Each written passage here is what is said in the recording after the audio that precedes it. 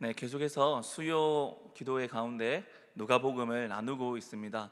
오늘은 누가복음에 나타나는 사건들 가운데서 5장에서 기록된 사건을 통하여서 누가가 이 복음서를 기록할 때 어떠한 목적을 가지고 이 복음서를 쓰고 있는지를 조금 생각하면서 말씀을 나누고자 합니다.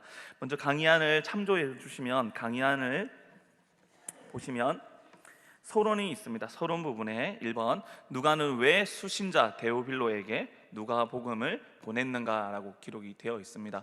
누가복음을 쓴 이유를 성경에서 찾아볼 수 있습니다. 수신자에게 쓴 이유를 누가는 공개를 하고 있다는 것입니다. 수신자는 바로 데오빌로라는 사람입니다. 이 데오빌로가 어떠한 사람인지 자세하게는 나와 있지는 않으나 이 데오빌로에 대해서 그 당시에 각하라고 부름받는 직위를 가지고 있었으며, 그리고 누가가 편지를 쓰고 받을 수 있는 사람이라는 것을 생각을 해볼 수 있습니다. 누가복음은 이 데오빌로에게 무엇을 전하고자 하는 목적이 분명히 담긴 복음서라는 것을 우리는 생각해 볼 수 있습니다.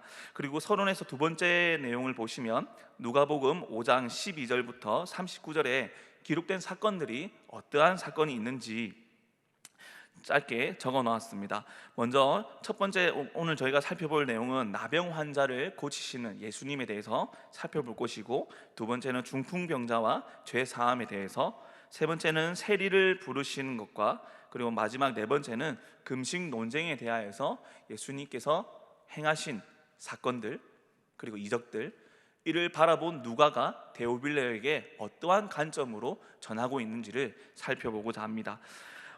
오늘 본문 말씀 12절부터 살펴보시면 12절부터 16절까지가 나병을 고치시는 예수님의 행적에 대해서 기록이 되어 있습니다. 12절 말씀에서 먼저 한 동네에 계실 때라고 기록이 되어 있습니다. 예수님께서 사역을 하시는 가운데서, 공생의 가운데서 많은 지역을 두루 다니셨습니다. 그 가운데서 오늘 이 사건이 일어나는 것은 역시 갈릴리 지역 주변에 있던 한 동네에서 일어난 일이다라는 것을 누가는 기록을 하고 있습니다. 이 사건에 대하여서 공간복음인 마태복음과 마가복음에서도 함께 기록을 하고 있는데요, 마가복음에서는 8장에서 기록이 되어져 있고, 마태복음에서는 8장, 마가복음에서는 1장에서 이 사건을 기록을 하고 있습니다.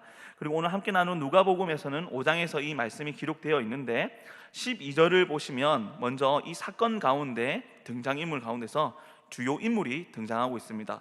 당연히 복음서에서 예수님을 빼놓을 수는 없습니다. 그리고 이 사건에서 예수님과 함께하는 인물이 등장하는데, 어떠한 병을 앓고 있는 환자입니까? 나병입니다. 나병에 대해서 우리는 오늘날도 무서운 병이라고 생각을 하고 있습니다. 과거의 의료 기술이 발달되기 전에는 이 나병은 정말 어렵고 힘들고 괴로운 병이었습니다.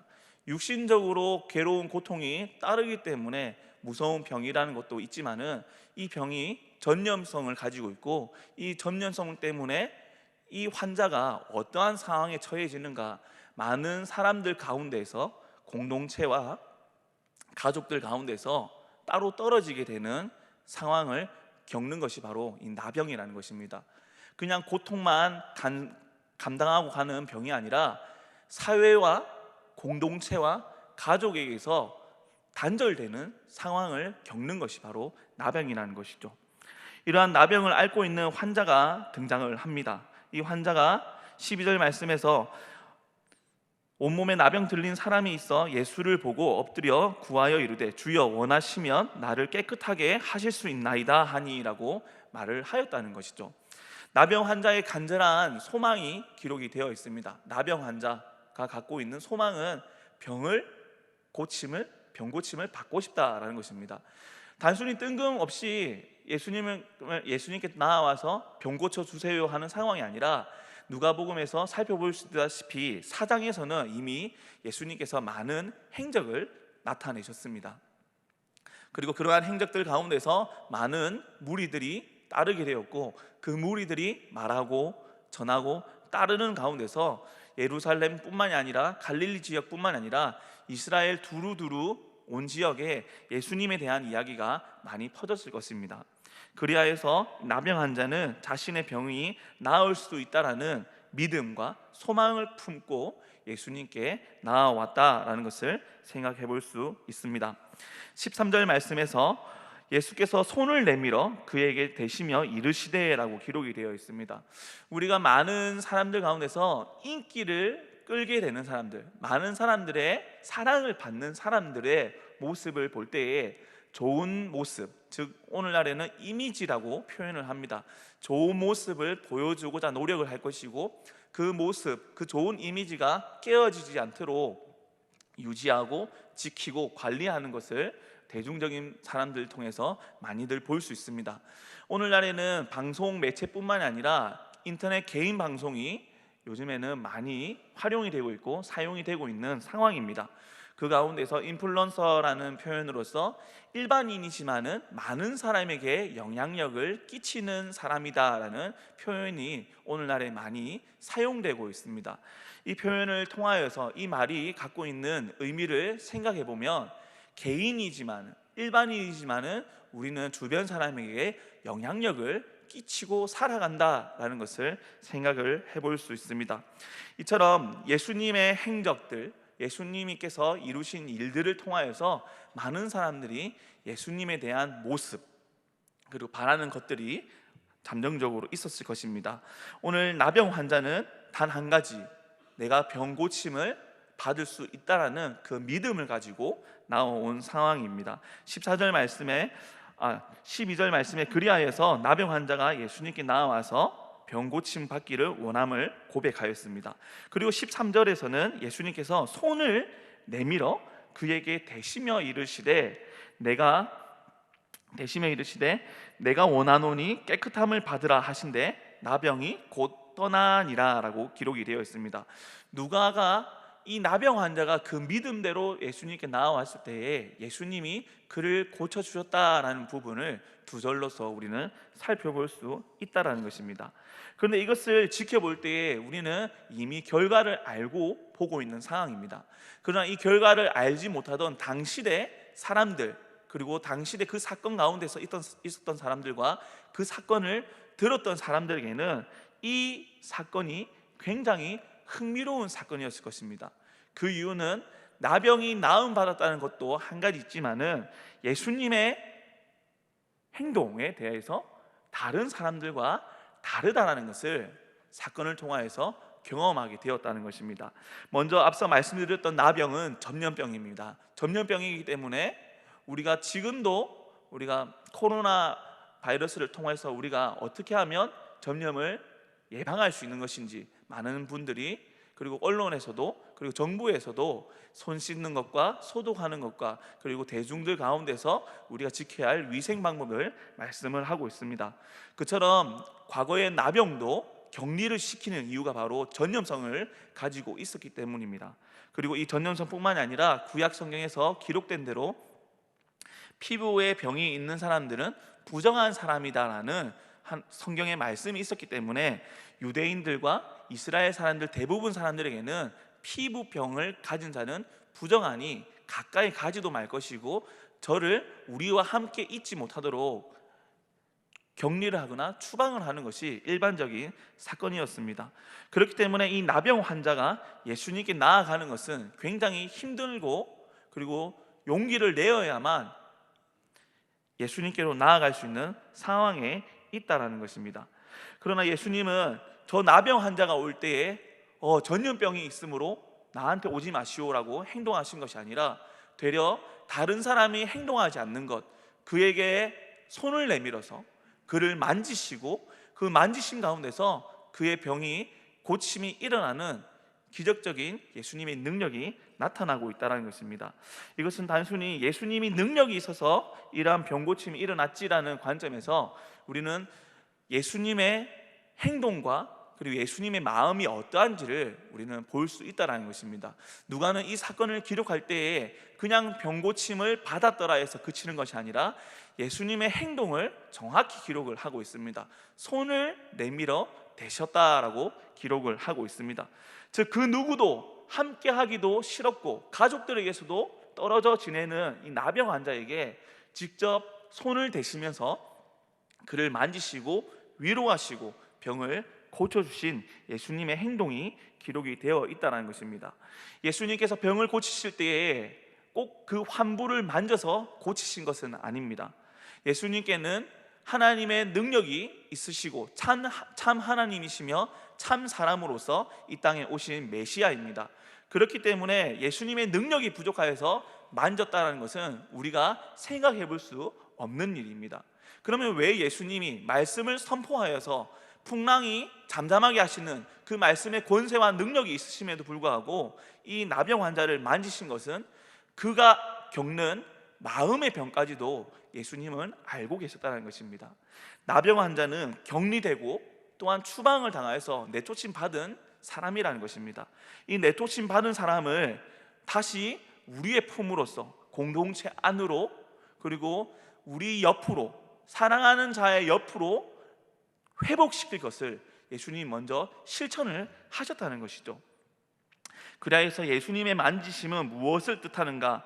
바로 내쫓임 받은 자, 공동체에서 추방당한 자를 적극적으로 품으시고 다시금 그 공동체로 부르시는 하나님의 사랑을 예수님이 보이시고 가르쳐주고 계신다는 것을 누가는 기록을 하고 있습니다. 다음 사건을 보도록 하겠습니다. 다음 사건을 보시면 17절부터 26절까지 사건이 기록되어 있는데요, 이번에 나눌 사건은 중풍병자에 대한 사건입니다. 먼저 이 중풍병자도 역시 결론을 우리는 알고 있습니다. 병고침을 받게 됩니다. 근데 이 병고침을 받기 전에 역시나 스스로 움직이기 힘든 병이 바로 중풍병이고, 또한 혼자서 움직일지라도 많은 인파가 모여있는 예수님께 나아가는 것은 불가능에 가까운 일입니다. 그런데 이번에는 이 중풍병자를 돕는 사람들이 있습니다. 함께 아픔을 도와주고자 하는 사람들이 주변에 있다는 것을 볼 수 있습니다.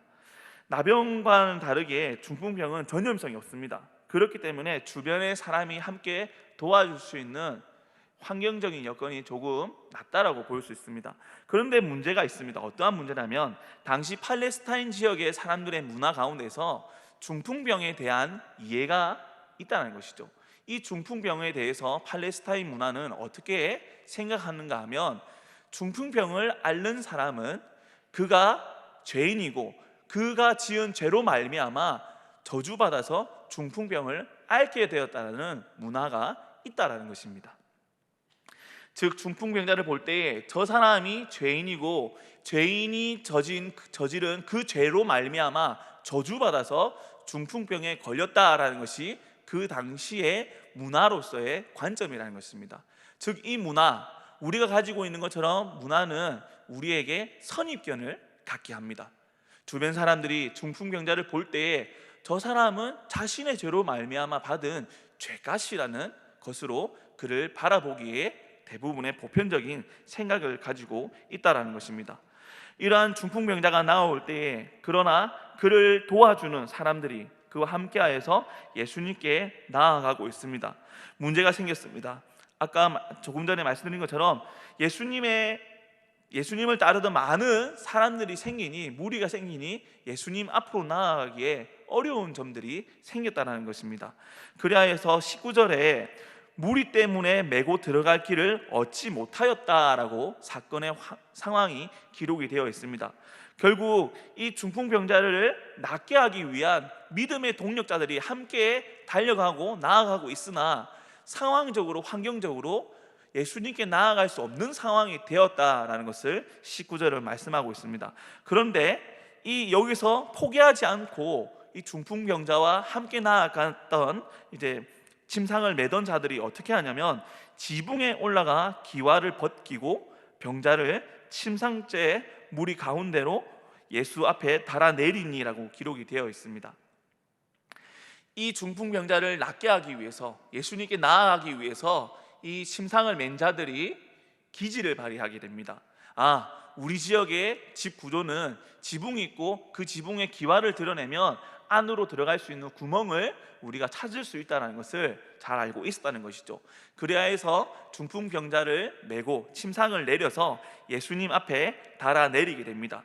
20절 말씀에 예수께서 그들의 믿음을 보시고 이르시되, 누가는 예수님께서 어떠한 마음을 갖고 계셨는가, 그리고 예수님의 행동과 그가 이해하는 바를 기록을 하고 있습니다. 그들의 믿음을 보시고라는 것입니다. 환자들, 아픈 자들은 그 마음 가운데 간절함이 있다는 것입니다. 그 간절함은 어떤 것인가요? 바로 병 고침을 받고자 하는 것, 병에서 그 병을 이겨내고 회복하겠다라는 믿음이 있다는 것입니다. 그런데 이 믿음 가운데서 그들의 행동은 어디로 나아가고 있습니까? 이 병을 고칠 수 있는 분이 계신다라는 것을 그들은 믿고 있었다는 것이죠. 그리고 소문으로 들었던 것을 소문에서, 머리에서 그치고 있는 것이 아니라 마음과 행동에서 나아가서 예수님 앞으로 나아가는 믿음과 실천을 보여주고 있다는 것입니다. 그래야 해서 예수님께서는 이 믿음과 함께하는 실천을 행하는 이들에게 그 믿음을 보시고라는 칭찬을 누가는 기록을 하고 있다는 것입니다. 20절 중반절에 이르시되 이 사람아 내 죄 사함을 받았느니라 하시니 라고 말씀합니다. 앞서 말씀드린 것처럼 팔레스타인 지역의 사람들은 이 중풍병이라는 것이 그의 죄로 말미암아 얻게 되는 저주라고 생각을 하고 있습니다. 그렇다면 예수님께서 너의 죄가 사함 받았다라고 말씀하시는 것은 그 문화 가운데서 중풍병을 갖게 되는 그 원인인 죄를 네가 용서받았다라고 말을 하고 있다는 것입니다.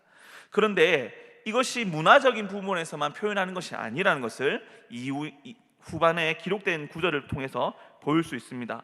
먼저 17절에서 이 예수님께서 하시는 사역들 가운데서 병고침의 사역을 하고자 이곳에 온 것이 아니라 먼저 원래 목적이 있다는 것입니다. 가르치실 때라고 분명히 상황을 기록하고 있습니다. 즉 예수님께서 중풍병자를 고치기 위해서 이곳에 오신 것이 아니라 많은 이들에게 하나님 나라를, 그리고 예수님께서 오신 이유를 가르치기 위하여서 가르치실 때에 이 중풍병자가 나아왔다라는 것입니다. 예수님이 먼저 하고자 하는 목적은 이들에게 말씀을 전하고자 하는 복음에 대한 제시가 먼저 앞서 있었다는 것입니다. 그럼에도 불구하고 그 가운데에 병자가 나와고 예수님은 그의 믿음을 아시고 병을 고쳐주시는 은혜를 베풀어 주셨습니다. 그런데 이 사건 가운데에 17절을 보시면 우리가 성경에서 볼 수 있다시피 부정적인 사건을 드러내는 인물을 볼 수 있습니다. 바로 바리새인과 율법 교사들이 앉아 있었다는 것이죠. 그러나 17절에서는 이들이 부정적인 사람이다라는 것을 우리에게 암시를 하지는 않습니다. 왜냐하면 가르치실 때에 가르침, 교육의 장에서 바리새인과 서기관과 율법 교사와 종교 지도자들은 당연히 있었던 자들입니다. 당시의 교육의 방법에서는 뛰어난 자들, 여기서는 학식이나 그리고 재능에 대해서 뛰어난 자들이 교육기관이 없으므로 질문을 하고 답을 해주고 또 함께 교제를 하면서 율법이나 당시의 지식과 학문들을 가르치는 교육의 장이었습니다. 즉 예수님께서도 이곳에 오신 이유가 가르치기 위해 왔고, 그 예수님의 가르침을 듣고자 함께 나누고자 해서 바리새인과 율법 교사들이 그곳에 함께 앉아 있었다는 것입니다. 그리고 예수님이 얼마나 잘 가르치셨냐면 우리가 잘 알다시피 누가복음 2장에서 기록된 내용에 예수님의 가족들이 유월절을 지키려고 예루살렘에 방문하였을 때 예수님을 잃어버리게 되는 사건이 기록이 되어 있습니다. 그런데 예수님을 찾다가 성전에서 예수님을 찾게 되었는데 예수님이 그곳에서 많은 사람들과 함께 말씀을 나누고 그 지혜를 나타내며 그 지혜를 들음으로 말미암아 주변 사람들이 놀랐다라고 기록이 되어 있습니다. 그처럼 예수님은 당시의 율법학자나 바리새인들과 함께 지식적으로도 충분한 능력을 가진 분이셨습니다. 그러한 가운데서 예수님이 문화적인 이해만으로서 내 죄를 사함 받았느니라고 말씀하셨을까요? 그것은 아닙니다. 문화 때문에 이러한 표현을 하신 부분도 있겠지만은 예수님께서는 다른 목적을 가지고 계셨습니다. 바로 가르침이라는 것이죠. 내가 누구인지, 내가 어떠한 일을 하는지, 하나님께서 이 땅에 나를 보낸 이유가 무엇인지를 예수님은 가르쳐주고 있다는 것입니다. 그것을 21절에 서기관과 바리새인들이 몰랐다는 것이죠. 생각하여 이르되 이 신성모독하는 자가 누구냐? 오직 하나님 외에 누가 능히 죄를 사하겠느냐? 예수님의 발언에 대하여서 저가 누구이길래 죄 사함의 발언을 하고 있느냐? 죄는 오직 하나님만이 사해 줄 수 있는데, 용서해 주실 수 있는데 저가 어떻게 그러한 말을 하고 있느냐? 이것은 신성모독이다라고 그것에 함께 있던 서기관과 바리새인들이 생각을 갖게 되었습니다. 그런데 22절에 예수님께서 그 생각을 이미 아셨다라고 누가는 기록을 하고 있습니다. 누가는 예수님이 누구인지 분명히 파악하고 깨닫고 알게 된 후에 이 데오빌로에게 이 누가복음을 보내고 있습니다.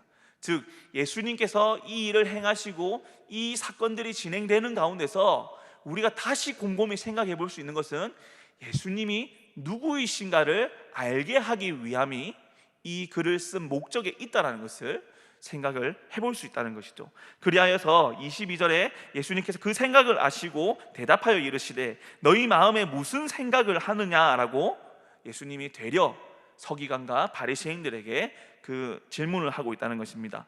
내 죄 사함을 받았느니라 하는 말과 일어나 걸으라 하는 말이 어느 것이 쉽겠느냐라고 이번에는 예수님께서 질문을 하고 계십니다. 이 질문을 생각해 볼 때에 저희도 한번 생각을 해보면 좋을 것 같습니다. 당신의 죄가 사해졌습니다 라는 것으로 이제 중풍병자에게 말하는 것과 일어나 걸으라라고, 너의 힘으로 일어나 걸으라라고 말하는 것, 둘 중에 만약 하나를 해야 된다면 어떤 말이 쉬울까요? 믿음이 대단한 분들 안 계십니까? 아마도 저도 그 상황에 있었으면 예수 그리스도 이름으로 명하노니 일어나 걸으라 라는 말씀보다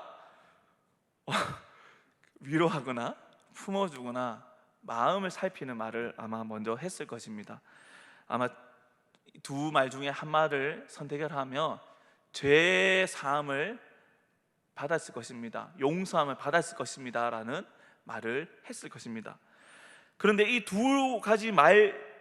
두 말이 솔직히 어려운 말입니다. 두 말이 솔직히 어려운 말입니다. 그러나 이 두 말 가운데서 예수님은 죄 사함을 명령하고 선포하고 있다는 것이죠. 그것은 조금이나마 쉽기 때문에, 그 문화를 잘 알고 있기 때문에가 아니라 진정으로 이 사건에서 가르치기 원하는 것은 나에게 죄 사함의 권세가 있음을 선포하고 나타내시는 것입니다. 단순히 병고침이 아니라 죄의 사함에 대해서 하나님의 권세가 나에게 주어졌고 참 하나님이다, 참 인간이신 예수 그리스도에게 죄의 사함의 권세가 분명히 있음을 예수님은 가르쳐주고 보이시고 계시는 것입니다. 25절 말씀에 그 사람이 그들 앞에서 곧 일어나 누웠던 것을 가지고 하나님께 영광을 돌리며 자기 집으로 돌아가니, 이 중풍 걸린 자가 낫고 일어나서 돌아가는 것을 우리는 이 사건에서 매듭을 짓고 있습니다. 그런데 이 16절 말씀에 모든 사람이 놀라 하나님께 영광을 돌리며 심히 두려워하여 이르되 오늘 우리가 놀라운 일을 보았다 하니라 라고 기록이 되어 있습니다. 여기서 심히 놀랐다라고, 심히 두려워하고 또한 많은 사람들이 놀랐다라고 기록이 되어 있습니다.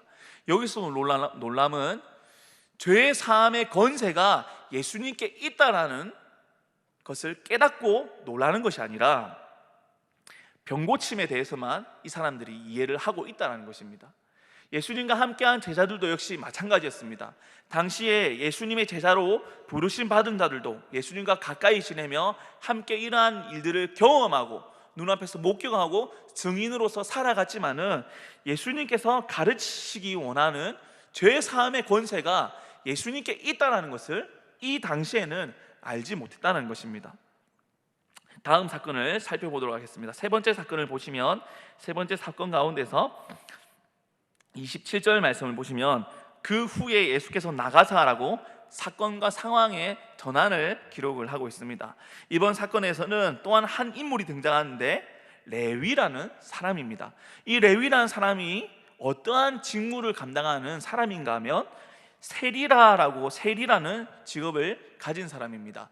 세리는 세금을 거두어서 이스라엘을 다스리는 로마에게 세금을 전달하는 일을 하는 사람입니다. 오늘날로 생각하면 공무원이라고, 세금 징수원이라고 생각해 볼 수 있습니다.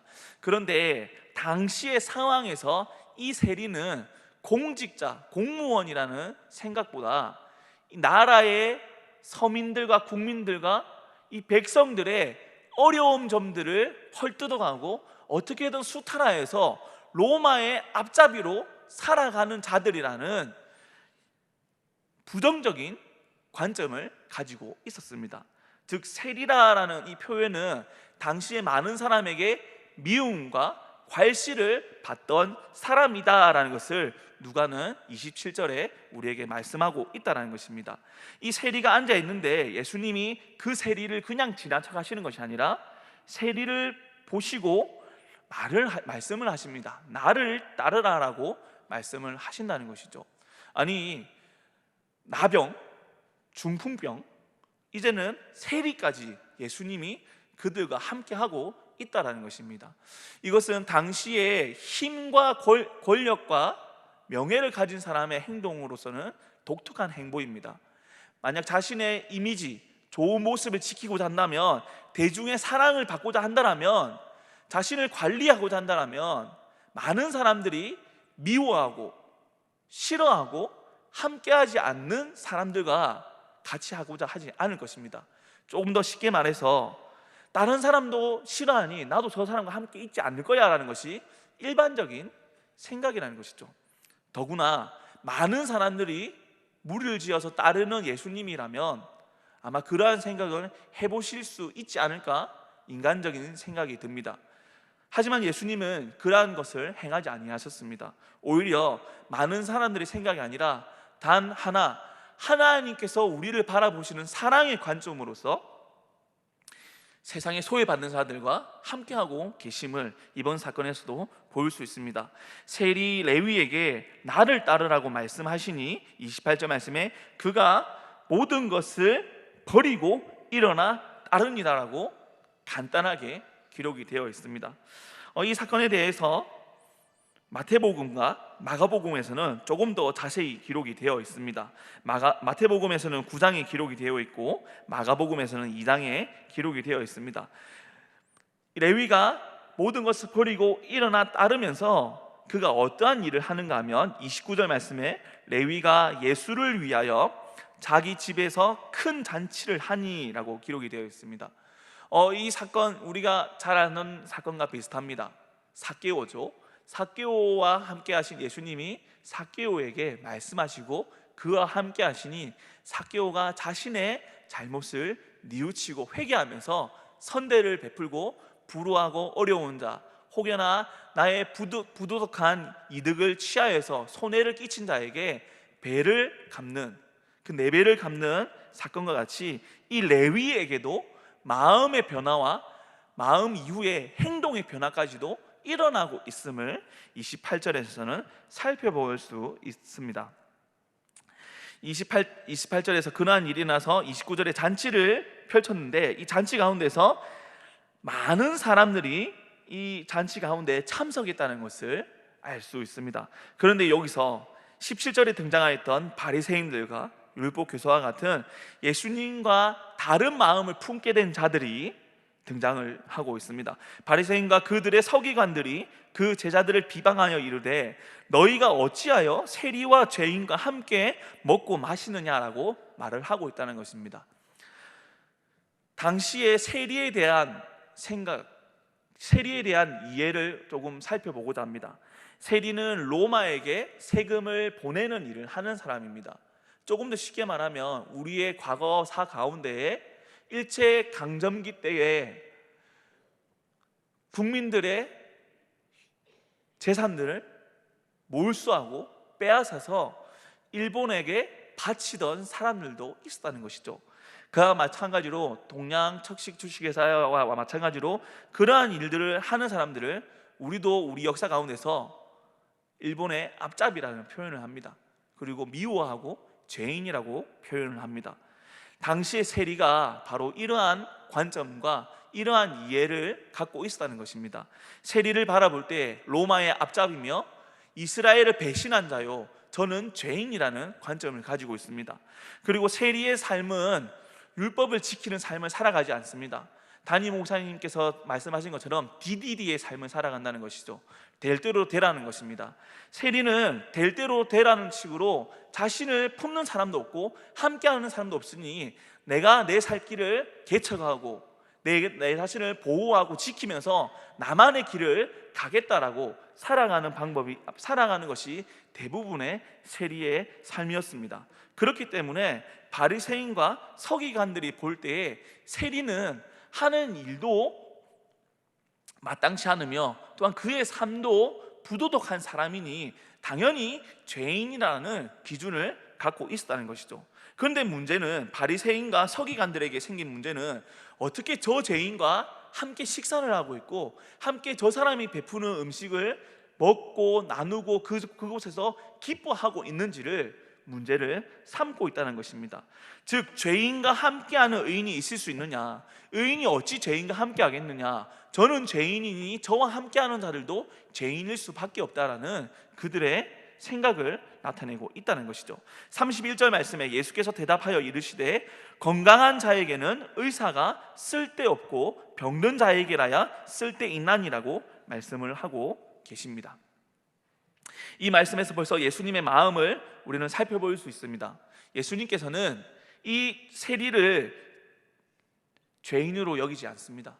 오히려 세상에 연약한 사람들, 그리고 저를 도와줘야 할 사람들, 그리고 저를 하나님께로 인도해야 될 대상으로, 사랑의 대상으로 보고 계셨고 또한 이를 보고 계셨다는 것입니다. 그리고 바리새인과 서기관은 앞서 중풍병자의 사건에서도 가진 것처럼 예수님과는 다른 생각, 그들의 의와 그들의 문화 가운데서 그들이 가지고 있는 의로운 행동, 정답을 이미 만들어 놓고 사건을 바라보고 있다는 것이죠. 예수님은 이에 대해서 분명히 말씀하십니다. 32절에 내가 의인을 부르러 온 것이 아니요 죄인을 불러 회개시키러 왔노라. 예수님께서 오신 목적은 잘하고 건강한 사람을 위해서 오신 것이 아니라 병들고 약하고 못하고 부족한 사람들을 다시금 끌어올려서 일으켜 세워주셔서 하나님과 회복하는 자들, 하나님과 함께하는 자들, 공동체 가운데서 사랑받고 존중받는 사람으로서 세워주기 위해서, 제사함을 베풀어 주기 위해서 이 땅에 오심을 계속해서 누가복음 사건에서 말씀을 하고 있다는 것입니다. 누가는 이것을 우리에게도 말씀하고 있습니다. 그냥 병 고침 받기 위해서 예수님을 바라보고 있느냐, 아니면 진정으로 우리가 바라보고 이해해야 될, 깨달아야 될 예수님은 누구이신지를 우리에게 질문하고 가르쳐주고 있다는 것입니다. 33절에 또한 그들이 예수께 말하되 요한의 제자는 자주 금식하며 기도하고라고 다음 사건이 시작되고 있습니다. 오늘 본문에서 네 번째 사건입니다. 금식 논쟁이 시작되고 있는데요, 당시에 요한을 따르던 무리들이 있었습니다. 요한을 따르던 무리들이 잘 하는 행위 중에 하나가 금식이고요, 또 하나는 기도문으로서 함께 기도하는 것입니다. 누가복음 11장과 마태복음 5장에서도 살펴볼 수 있다시피 요한의 제자들이 함께 기도하는 기도문이 있는데 우리에게도 주님의 기도문을 가르쳐 주세요라고 누가복음 11장에는 주기도문이 어떻게 예수님이 가르쳐 주셨는지 그 배경을 기록을 하고 있습니다. 마찬가지로 당시에 요한과 유대인과 바리새인들이 갖고 있는 의식 중에 하나가 금식을 통하여서 우리의 경건함, 의로움을 나타낼 수 있다라는 생각을 가지고 있었습니다. 이에 대해서 우리는 금식하는데 너희는 금식하지 않고 어떻게 죄인과 함께하며 먹고 마실 수가 있느냐라는 것을 바리새인과 예수님을 대적하는 무리들이 갖고 비난을 하고 있는 상황입니다. 34절에 예수께서 그들에게 이르시되 혼인집 손님들이 신랑과 함께 있을 때에 너희가 그 손님으로 금식하게 할 수 있느냐? 기쁘고 함께 나누며 잔치 가운데서 당연히 먹어야지 어떻게 잔치 가운데서 함께 나누지 않고 먹지 않을 수가 있겠냐라는 예수님의 말씀이 있다는 것이죠. 그리고 35절에 그러나 그날에 이르러 그들이 신랑을 뺏기리니 그날에는 금식할 것이니라. 그러나 이때는 알 수 없었지만은 예수님이 십자가에 고난 당하시고 죽으신 후에 그들에게도 금식을 하는 날이 있을 것을 말씀을 하고 있다는 것입니다. 하지만 당시 상황에서 이 말씀이 어떠한 말씀인지 많은 사람들은 알 수 없었습니다. 36절 말씀에 또 부연 설명으로 비유를 하면서 말씀하십니다. 새 옷에서 한 조각을 찢어 낡은 옷에 붙이는 자가 없나니 만일 그렇게 하면 새 옷을 찢을 뿐이요 또 새 옷에서 찢은 조각이 낡은 것에 어울리지 아니하니라. 먼저 36절과 그리고 함께 보실 수 있는 것이 39절과 그리고 37절 세 구절을 볼 수 있습니다. 여기서는 뭐뭐 하는 자가 없나니라고 공통적인 문장의 구조를 볼 수 있습니다. 먼저 이 사건 가운데서 먼저 새 옷의 조각을 헌 옷에 붙일 수 있느냐라는 부분입니다. 당연히 오늘날 살아가는 우리들도 새 옷을 어떻게 찢어서 헌 옷에 덧대어 붙이겠느냐라고 하면 그것은 정상적인 생각을 가진 사람이 아닙니다. 즉 당연한 이치로 당연한 생각은 새 옷은 새 옷대로 두고 헌 옷을 고치기 위해서 헌 옷을 입기 위해서는 헌 옷에 있는 옷 조각을 찢어서 붙이는 것이 일반적인 상황입니다. 당연히 이러한 일을 하지 않죠. 또한 다음 37절을 보시면 37절에서도 새 포도주를 낡은 가죽 부대에 넣는 자가 없나니 만일 그렇게 하면 새 포도주가 부대를 터뜨려 포도주가 쏟아지고 부대도 못 쓰게 되리라. 이 당시에 많은 사람들이 당연히 알고 있던 상식입니다. 당연히 이럴 자가 없나니라고 예수님이 비유로 설명하고 있다는 것이죠. 이 표현은 구약 성경에서도 살펴볼 수 있습니다. 먼저 새 옷과 헌 옷에 대한 이야기는 욥기 13장을 살펴보시면 기록이 되어 있습니다. 그리고 포도주에 대해서도 이 포도주 부대에 대해서도 욥기 32장을 보시면 역시 이 사건에 대해서 과거 옛날부터 많은 사람들이 일반적인 보편적인 지식으로서 이 일을 행하고 있었다는 것이죠. 즉 새 옷을 찢어서 헌 옷에 붙이지 않는 것과 그리고 새 포도주는 새 부대에 담아서 그 포도들을 보관하고 발효를 시켰다는 것을 당시 사람들이 다 알고 있는 사실이라는 것입니다. 그런데 38절과 39절을 보시면 새 포도주는 새 부대에 넣어야 할 것이니라. 묵은 포도주를 마시고 새 것을 원하는 자가 없나니 이는 묵은 것이 좋다 함이니라 라고 당연한 것을 예수님이 말씀을 하고 있다는 것입니다. 근데 이것은 당연하다는 것을 생각할 때 그래 맞는 말이지 그래 알고 있네 라고 바리새인과 서기관들과 많은 사람들이 그냥 넘어갈 수 있습니다. 하지만 예수님께서 이 말씀하시는 것은 바리새인과 서기관과 대부분의 사람들에게 그들이 갖고 있는 경건의 의식, 금식이나 그들이 행하는 일들에 대해서 행위가 경건할 수 있다라는 그들의 잘못된 문화를 뒤집어 엎으시려는 가르침이 숨겨져 있다는 것입니다. 당연히 옛날 전통대로 이것이 당연한 것이니 그것을 지키는 것이 옳다라고 이 내용은 이 사건은 정리가 되지 않습니다.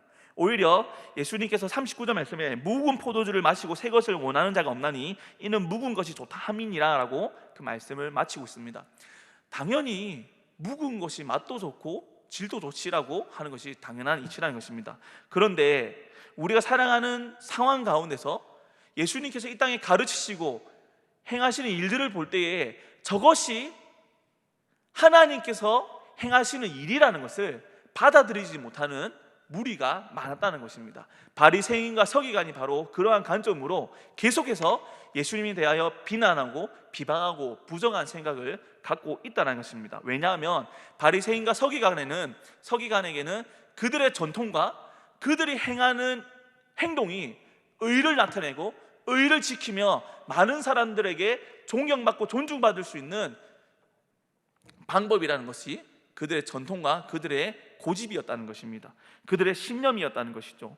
그러므로 예수님께서는 과거부터 내려온 전통이 옳을 수도 있다. 그러나 지금 내가 행하고 전하고 가르치는 이 일은 하나님의 새로운 언약으로서 내가 너희에게 보이고 나타내고 가르치고 있음을 나타내는 사건이 바로 누가복음 5장에 기록이 되어 있다는 것입니다. 누가는 왜 이러한 일들을 기록하고 있을까요? 앞서 서론에 말씀드린 것처럼 데오빌로에게 이미 알고 있는 이 사건을 정확한 결론으로서 매듭을 지어주기 위함이라는 것입니다. 예수님이 병을 고치셨다, 예수님이 사랑을 베푸셨다, 예수님이 죄인들과 함께, 낮은 자들과 그리고 사람들에게 비난받는 자들과 함께 먹고 나누셨다에 그치는 것이 아니라 왜 예수님이 그러한 일을 하셨는가, 데오빌로 각하 당신은 알고 있습니까? 라는 질문과 함께 그것을 알게 하기 위해서 제가 이 복음서를 당신에게 보냅니다라고 누가복음은 시작을 하고 있다는 것입니다. 오늘날도 마찬가지로 예수님은 우리에게 왜 병고침과 죄 사함과 자유를 선포하셨을까요? 그것은 바로 하나님의 구속사, 하나님의 사랑이 예수님을 통하여서 성취되고 있음을 우리에게 다시금 던져주고 있다는 것입니다. 우리가 신앙생활 하는 가운데서 나의 경건과 내가 기도와 찬송과 그리고 말씀 있는 것에 행위에 대해서 노력을 하고 있으니 이것이 나의 믿음의 의로움이다라고 혹여나 착각을 하고 계시는 분이 있지 않습니까? 로마서에서는 분명히 말씀합니다. 의는 없다라고 말씀하고 우리의 행위로 말미암아 의를 취할 수도 없고 우리의 행위로 자랑할 수 없다라고 로마서는 말씀을 하고 있습니다. 로마서에서 아브라함을 통하여서 로마서 3장에서도 그 말씀을 인용하는 것처럼 아브라함이 그의 행위로 의로움을 취함받지 아니하고 그의 믿음으로 말미암아 그 믿음이 하나님께서 의롭다함을 여기셨다라고 로마서는 기록을 하고 있습니다. 마찬가지로 오늘날 우리에게도 과거의 전통과 그리고 우리가 생각하는 의로운 신앙의 모습들이 있을 수 있습니다. 그러나 그것이 내 몸에 잘 맞고 내가 익숙해지니 바리새인들과 서기관처럼 그것이 좋다, 묵은 포도주와 같이 당연한 지식이다, 당연한 행위다라고 우리가 착각을 하고 있지 않는가 저는 던지고 싶습니다. 말씀을 정리하겠습니다. 누가는 왜 이 사건을 기록하고 있습니까? 예수님이 누구인지 우리가 바로 알아야 된다는 것이죠. 사건만을 기억하는 것이 아니라 왜 예수님이 이러한 일을 행하셨고 이 가운데 하나님이 어떠한 것을 숨겨놓았을까 우리에게 제시하고 있다는 것입니다. 사랑하는 성도 여러분, 오늘날 성경을 잘 알고 교회에 익숙하고 교회에서 하는 많은 것들을 함께 할 수 있는 상황에 우리는 살고 있습니다. 즉 많은 것을 누리는 상황이라는 것이죠. 그러나 그러한 것이 내가 기준이 되어서 나의 기준으로 의로움이라고 나타내고 있는지 우리는 한번 점검해 봐야 한다는 것입니다. 예수님은 우리에게 제시하십니다. 왜 내가 이러한 일을 행하였고 너희가 가지고 있는 전통과 착각이 무엇인지 뒤집어 엎어서 하나님의 말씀하시는 사랑과 하나님이 우리에게 요구하시는 것은 행위가 아니라 믿음을 요구하시고 그 믿음에 합당한 행위로 살아가는 것이 진정 의로운 사람의 행보라는 것을 우리에게 말씀하고 계신다는 것입니다. 우리가 이것을 잊지 않는 귀한 성도 되기를 예수님 이름으로 소망합니다.